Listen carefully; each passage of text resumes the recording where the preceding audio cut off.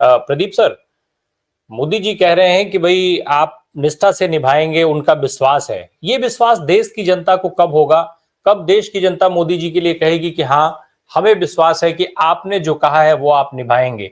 एक तरफ युद्ध के लगातार तैयारियों का जिक्र किया जा रहा है, वाइब्रेट किया जा रहा है लोगों को, और दूसरी तरफ मोदी जी इवेंट में लगे हुए हैं।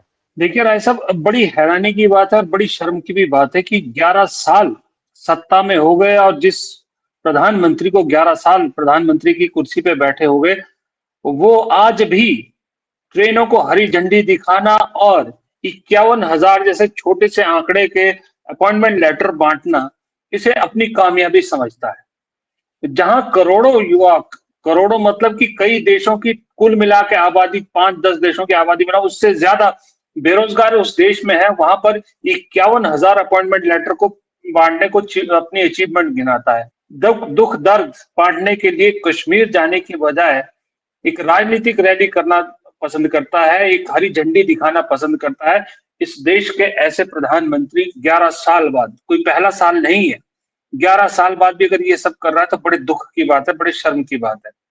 और ऊपर से जिनको अपॉइंटमेंट दी या जो है पब्लिक से कहा रहे कि आपकी ये जिम्मेदारी है, आपकी ये जिम्मेदारी है, अपनी जिम्मेदारी से कौन काम करेगा, ये कौन बताएगा? आपने अपनी जिम्मेदारी कितनी निभाई? आप अपनी जिम्मेदारी से क्यों भाग रहे हैं, इसका जवाब कौन देगा? पहले आप अपनी जिम्मेदारी का खुलासा तो कीजिए कि मेरी ये जिम्मेदारी थी, मैंने ये किया, मैंने ये किया और ये जिम्मेदारी निभा रहा हूं, तब दूसरों से जिम्मेदारी निभाने की अपील कीजिए। जब आप अपनी जिम्मेदारी नहीं निभा रहे और ऊपर से आपके मंत्री 140 करोड़ लोगों को कहते हैं कि अपनी देशभक्ति प्रूव करो, तो इससे ज्यादा शर्म की बात क्या होगी? अब तक तो पिछले 11 साल से इस देश का मुसलमान ही मजबूर था ना अपनी देशभक्ति साबित करने के लिए। रोज बेचारे को अपनी मैं देशभक्त हूं ये साबित करना पड़ता था। अब तो पूरे 140 करोड़ लोगों से देशभक्ति का सबूत मांग रहे हैं। इससे ज्यादा नकारापन और इससे ज्यादा घटिया बात और क्या हो सकती है? और आप लोगों से कहते हैं कि आपकी ये जिम्मेदारी है, आपको ये जिम्मेदारी निभानी है। अरे जिम्मेदारी तो आपको निभानी है, परिवार के मुखिया, देश के मुखिया आप हैं। आपने अपनी जिम्मेदारी कहाँ निभाई?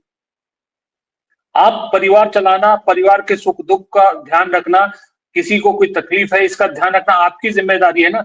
आप जो सबसे छोटा परिवार का सदस्य कहते हैं कि तेरी जिम्मेदारी है, तुमको ये निभाना है, ये करना, ये करना। आपकी जिम्मेदारी सिर्फ और सिर्फ राजनीति करना है। इस देश ने दरअसल इस बार ये फ्रस्ट्रेशन जो दिख रही है ना, चाहे वो प्रधानमंत्री हो, चाहे पीयूष गोयल हो, चाहे और जो मंत्री हो, ये जो फ्रस्ट्रेशन दिख रही है ना, ये फ्रस्ट्रेशन इसलिए दिख रही है कि लोगों ने इनका नैरेटिव पूरी तरह से रिजेक्ट कर दिया। लगा था पुलवामा की तरह इनको फिर से गोल्डन अपॉर्चुनिटी मिल गई है। उस वक्त जो है वो देश प्रेम का एक वो किया था, कैश ऑन किया था। इस बार लगा कि हिंदू मुसलमान कैश ऑन हो जाएगा, लेकिन इस देश की जनता अब सब जान चुकी है। इस देश की जनता ने जिस तरह से धराशायी किया पूरा नैरेटिव, पूरा, अब देखिए कोई किसी को नहीं बोल रहा, फिर भी लोग अपने मर्जी से सोशल मीडिया पर कोई वीडियो डाल रहा है, कोई पोस्ट डाल रहा है, कोई कुछ डाल रहा है, लेकिन सब के सब इस नैरेटिव के खिलाफ है। जब एकदम धाराशायी हो गया, आज शांति है। वरना इस देश में हिंदू मुसलमान का मुद्दा हो और योगी आदित्यनाथ और हिमंत बिस्वा शर्मा जैसे, गिरिराज सिंह जैसे नेता चुप रहे, ये आप सोच सकते थे? वो तो अब तक तो वो उथल उथल में ऐसा ही मुद्दा चाहिए होता। क्यों चुप है?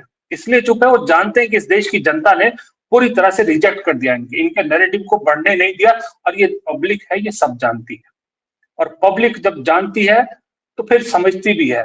ये देश की जनता चुप है तो इसका मतलब ये नहीं कि वो गूंगी बहरी अंधी है, वो सब समझ रही है।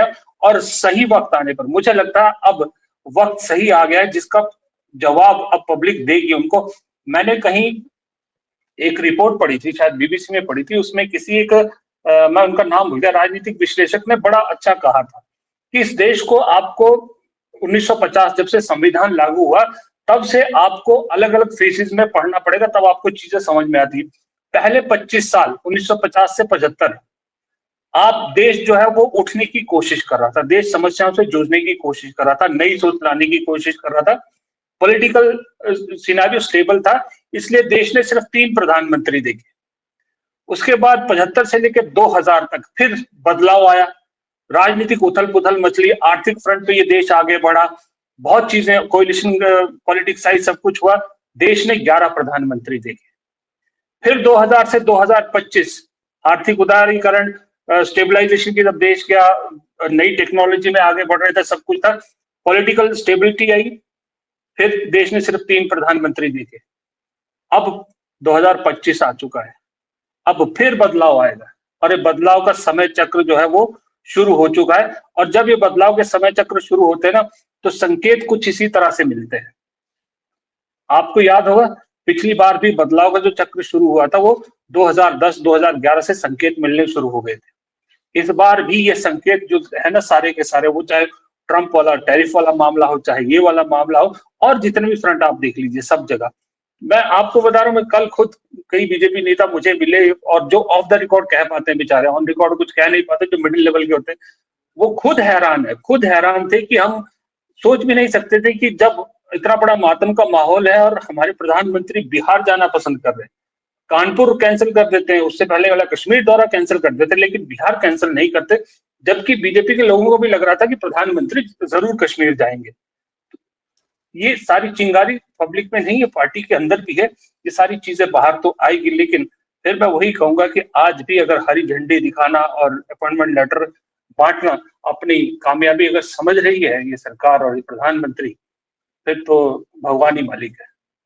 प्रदीप सर, आपका चूंकि इस मीडिया सेक्टर को देखते हुए एक लंबा अनुभव हो गया, कितनी जायज है सुप्रिया सुनेत की ये मांग, और साथ में क्या टीवी मीडिया या सरकार को सूट करेगी ये मांग? क्योंकि नफरत फैलाने के लिए इन प्रवक्ताओं के चेहरे इंपॉर्टेंट नहीं है कि पाकिस्तान का एक प्रवक्ता बैठा रहेगा और वो 10 सेकंड भी कुछ बोलेगा, जिसका जिक्र कर रही थी सुप्रिया की, 10 सेकंड 30 सेकंड भी कुछ बोलेगा, पर्याप्त है उतना तो? देखिए, सुप्रिया ने बिल्कुल सही कहा, वो खुद मीडिया से रही है, और जाहिर सी बात है, जैसे आपने मुझे अपने प्लेटफॉर्म पे बुलाया है, तो ऐसा तो है नहीं कि जो आप मुझे लाइनें लिख के दोगे मैं वही बोलूंगा। तो वो भी अपने देश का पक्ष रखेगा, उसको भी वहां रहना है, तो वो 10 सेकंड 20 सेकंड 1 मिनट जितना बोलेगा अपने देश का प्रोपोगंडा करेगा, और उसके बाद वही क्लिप उसके देश में वहां वायरल की जाएगी कि देखिए कैसे हिंदुस्तानियों की जो है वो बोलती बंद करी, इस तरह से वो चलाते हैं। तो ये बिल्कुल सही है कि उन्हें क्यों प्लेटफॉर्म दे रहे हैं आप। अगर आप सब कुछ बैन कर रहे हो, खिलाड़ियों को, फिल्म इंडस्ट्री से सब लोगों को बैन कर रहे हो, तो इनको क्यों नहीं बैन किया जाए? इनको प्लेटफॉर्म देने की क्या जरूरत है? क्योंकि अपनी बात रखने के लिए आप प्लेटफॉर्म सजाया दे रहे हैं, आपको कोई प्लेटफॉर्म दे रहा है। मैं देख रहा था, पाकिस्तान का एक यूट्यूब चैनल है, वहां पर एक, या हमारे हिंदुस्तान के बीजेपी सपोर्टर एक यूट्यूबर हैं, सिन्हा सिन्हा करके, वो उनके यहाँ पर बैठे थे, उनके यहाँ पर जो है बातें बोल रहे थे। तो ये इनके लिए सब रूल है। वो बात ठीक कही थी ना, सवेरे पवन खेड़ा ने भी ठीक कही थी बात कि भाई जब पाकिस्तान से बदला ले तो हिंदी फिल्म इंडस्ट्री ले, नीरज चोपड़ा ले, लेकिन अनुराग ठाकुर और जय शाह जो पाकिस्तानी खिलाड़ियों के साथ बैठ के गुलछर्रे उड़ाए, पार्टियां करे, तो वो सब चलता है। तो ये पॉसिबल नहीं है ना कि आप दूसरों से तो कहो कि ये करो, खुद ये ना करो। तो सुप्रिया सुलेट की बात बिल्कुल सही है। और रही बात, देखिए, मैं एक छोटा सा आपको वो करना चाहता हूँ। मैं 3 बार अपनी जिंदगी में कश्मीर गया हूँ, 2 बार एज पत्रकार, एक बार एक जो है वो अपने परिवार के साथ गया। जब मैं परिवार के साथ गया था तो 2009 की बात है ये, तब मैं यही बैसारण इलाके में गया था। तो घोड़े पे बैठे, तो अब मेरा वजन ज्यादा है तो मैं घोड़े पे नहीं बैठा, मुझे डर लगा, तो मैं पैदल पैदल चला पूरा।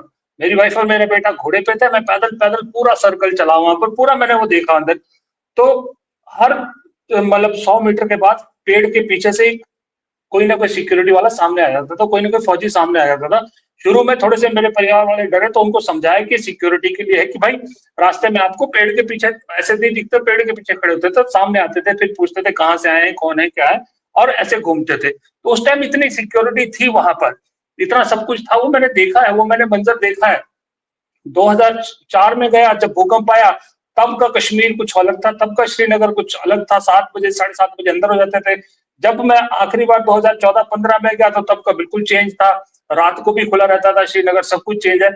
तो इसलिए था कि उन्हें कॉन्फिडेंस आने लगा था। लेकिन अब ये जो ये एक घटना हुई है ना, इस एक घटना ने दरअसल 10-15 साल पीछे खींच दिया मेरे हिसाब से। अब बाकी तो दिल साहब बढ़िया बताएंगे, लेकिन मुझे लगता है 10-15 साल में जो चीजें नॉर्मलाइज हुई थी, उतना पीछे चला गया है। कि अब क्योंकि फिर से वही डर एक लोगों के दिल में बैठ गया। हालांकि आज कोशिश की जा रही दिखाने की, दोबारा से पर्यटक आ रहे हैं, ये आ रहे हैं, वहां आ रहे हैं, ऐसे नहीं आते। बहुत वो है, वो वही उसी वक्त पे जब मैं परिवार के साथ था तो डल झील पे घूम रहा था शिकारे में, तो एक शिकारे में वो आदमी आया तो फ्रूट चाट बेच रहा था बेचारा, मुझे वो इंसिडेंस अभी भी याद है। तो बातचीत चली तो उस शख्स ने मुझे बताया था कि मेरी हैंडलूम की 2 कारखाने चलते थे, ऐसा बोलता। मेरा हैंडलूम का काम इतना था कि हिंदुस्तान से बाहर भी जाता था, लेकिन ऐसा ठप हुआ सारा काम कि वो फ्रूट चाट बेच रहा था बेचारा। तो वो ऐसे लोगों को बड़ी मुश्किल से उम्मीद मिली थी, ऐसे लोगों को बड़ी मुश्किल से चीजें खुली थी उन्हें। अब जो है वो जिस तरह से आप हमारे बड़े शर्म की बात है, बोलते हुए शर्म आती है कि हमारे एक हिमाचल का 2-3 महीने पहले आपने वीडियो देखा होगा जहां एक औरत कश्मीरियों को कह रही थी कि आप यहाँ ना आया करो, अपने देश में जाया करो। जब उसने इतना जेन्युइन सवाल पूछा था कि अगर हिंदुस्तान में हम नहीं जाएंगे तो कहाँ जाएंगे, हम भी तो हिंदुस्तानी हैं। तो वो बेचारे अब धीरे धीरे सेटल हो रहे थे अपने यहाँ पर, सब कुछ वो हो रहा था। लेकिन अभी से एक झटके ने जो एकदम से पीछे कर दिया है। आपकी राजनीति तो चलेगी, आप कल को कुछ एक्शन करोगे, उसको कैश ऑन करोगे, उसके बेस पे चुनाव भी जीत जाओगे, कुछ हो जाओगे, या कांग्रेस की बात करें तो वो भी कैश ऑन करने की कोशिश करेगी। लेकिन लोकल कश्मीरी के साथ क्या हुआ है, इस एक घटना ने उसे कहां पहुंचा दिया है, इस बारे में कभी कोई सोचेगा, इस बारे में कभी कोई बात करेगा, इस बारे में कभी कोई जवाब देगा? नहीं देगा। क्योंकि जब वो बात है ना कि हम हिंदुस्तानियों की मेमोरी बड़ी शॉर्ट है, हम 10-15-20 दिन बाद, महीने बाद चीजें भूल जाएंगे, हम फिर उसमें बात करने लग जाएंगे, जो भी एक्शन सरकार करेगी फिर उस पर नैरेटिव और उस पर डिस्कशन शुरू हो जाएगी। लेकिन कश्मीरियों का जो दर्द है, वो जो उनको झटका लगा है, उस पर कोई बात नहीं करेगा, कुछ नहीं होगा। अल्टीमेटली फिर होगा क्या? वही होगा कि फिर बेचारे वहीं से शुरू करके किसी तरह से फिर ऊपर ऊपर 2 करोड़ 30 लाख अगर पिछले साल पर्यटक आए हैं कश्मीर में, और जिस वक्त मैं गया था उस वक्त मेरे ख्याल से 4-5 लाख भी नहीं आते थे, तो ये बड़ा ड्रास्टिक चेंज था। अब अचानक से इतना फॉल आएगा आपको कि आप पूछिए मत। बड़े शर्म की बात है कि कश्मीर के लोग बेचारे खुल के लोगों की मदद कर रहे हैं, उनको अपने घरों में रख रहे हैं, खाना खिला रहे हैं, सब कुछ कर रहे हैं, सब फ्री में कर रहे हैं, घोड़े वाले फ्री में, गाड़ी वाले फ्री में, सब फ्री में। एयरलाइंस ने किराया डबल ट्रिपल 4 गुना कर दिया और सरकार चुप है, सरकार कुछ नहीं बोल रही है। वो लूटने का धंधा उन्होंने उसी वक्त शुरू कर दिया। तो ये सारी चीजें जो है ना कहीं एक जैसे जलील साहब ने बताया था, सही बात है। मुझे ना इस सारे इंसिडेंट्स को देख के उमर अब्दुल्ला पे थोड़ा सा तरस भी आया बेचारों की, कि एक तो देखिए इस देश की जनता इतनी बहुत समझदार नहीं है। मेरे ख्याल से 60 से 70% लोगों को ये लगता है कि वहां सिक्योरिटी का जिम्मा लोकल गवर्नमेंट का था, उमर अब्दुल्ला का जिम्मा था। कम लोग हैं जिनको पता होता है कि यूनियन टेरिटरी में किसका जिम्मा होता है और प्रदेश में अगर मुख्यमंत्री है तो किसका जिम्मा होता है। उनको जो एक इमेज पहले उमर अब्दुल्ला निशाने पे आ गया, उसके बेचारे को जिसको मीटिंग में नहीं बुला रहे आप, उनके हाथ में क्या है? और अल्टीमेटली क्या होगा, कश्मीर का आदमी जब फिर दोबारा से सर्कल शुरू करेगा, लड़ाई शुरू करेगा, सवाल उमर अब्दुल्ला से पूछेगा, उमर अब्दुल्ला का सारी परीक्षा होगी, सब कुछ होगा, भुगतना उस इंसान को पड़ेगा। जी।